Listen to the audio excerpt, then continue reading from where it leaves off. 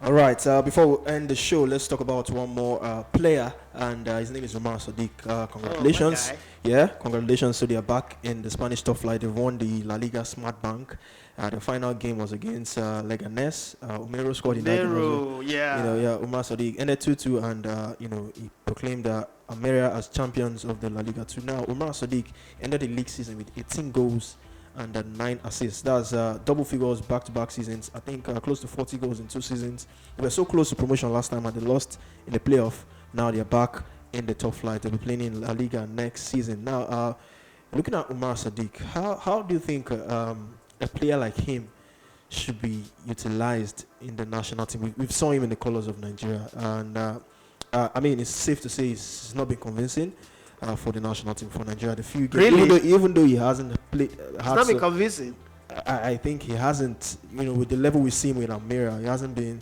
Though you could argue that he hasn't got much of the playing time, but you could see he's putting in the work, putting in the effort, trying to go hard, run around defenders, put the press in. But how do you think a player like him should be managed in the national team? Do you think he is in that mode of Onachu, score goals in your club or come to the national team and you don't score a lot of goals and all that? One of the things that I like about Sodiq Umar, having close to him, is one of those few ones that you could tell, like Osimhen and Taiwa Woni, that they love the national team. Yes. They love the Super Eagles of Nigeria. I want to have those kind of players playing for the national team. I've seen players who don't care about the Super Eagles. I don't want to mention their name now, but I'm still going to give them the benefit. They don't care about this. Super Eagles losing doesn't even bother them at all. I was with the Super Eagles and Almeria were playing, and Sadiq Umar, let me give you this scenario. Sadiq Umar was doing his physio, and Almeria were playing a game. They missed 2 penalties in that game. They lost the game 2-1 or so. And you could see how pained he was. And it was like, this is the season we're supposed to get promotion. You could see that pain. When we did qualify for the World Cup, he was one of the saddest, him and Osimhen, one of the saddest players. Some people don't express their pain anyway, so I can't measure. I don't have a barometer to measure sadness, but you could just see the pain in those players. For me, I would say Sadiq Umar have not lived up to expectation. Rather, I would say from the Nations Cup, where he came in his first game, I was one of those persons who said that he's not had time to play with this team. Yeah. He's one of those players who's really not had time to play with this team. But he's grown with the time he's got. Played the first game, wasn't really there. Second game, he improved. The third game, he scored a goal. And then we came for the World Cup qualifiers, didn't have a chance in the first game against Ghana in Kumasi, where we played that game. Is it Kumasi now? Yeah, where we played that game. And then we came to Abuja. He came in with 5 or 10 minutes to the end of the game.